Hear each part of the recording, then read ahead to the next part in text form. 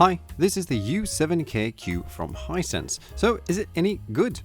Honestly, if you specifically want a mini LED TV, you probably, and apart from the occasional sale, won't get away much cheaper than the around $700 and even sometimes cheaper that Hisense is asking for here. The colors are great, the blacks are black, the contrast is as contrasty as it comes, and the 500 nits brightness with a peak of 1000 nits together with a slightly not super glossy display makes for a nice viewing experience even in brighter conditions. Sure, with only 240 zones for grouping of the mini LEDs, the local dimming isn't quite as extreme as a mini LED with, say, 1000 zones.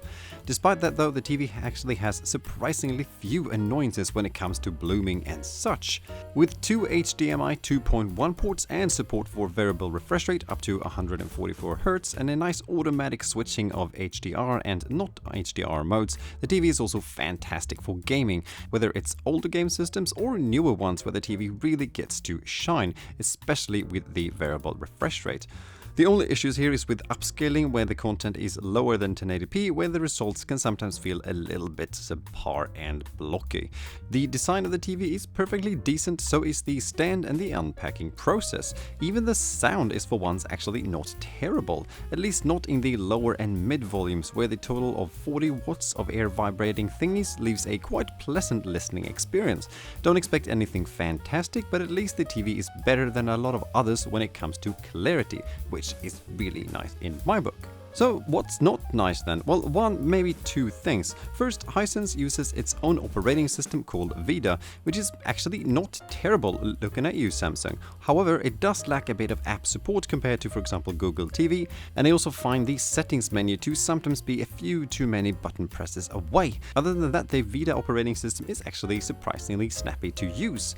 The controller is also fine, by the way, although the button arrangement does take a little getting used to. I also hate quick button to specific services with a passion, but well, they're there. The built-in voice control is fine and interprets commands better than my 4-year-old, however it's not perfect, but it works.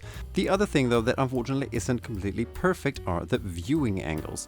I personally always want viewing angles to be as great as possible, so I might be a bit biased here. However, as soon as you move away from the very center position of the TV, the colors instantly start to wash out. And if you like to sit and view your TV from the side, this is probably not the TV for you. Apart from that though, and if you really do want a mini LED TV with both nice blacks and popping colors for both gaming and normal TV things, the Hisense U7K is not a bad choice, especially not considering the price tag.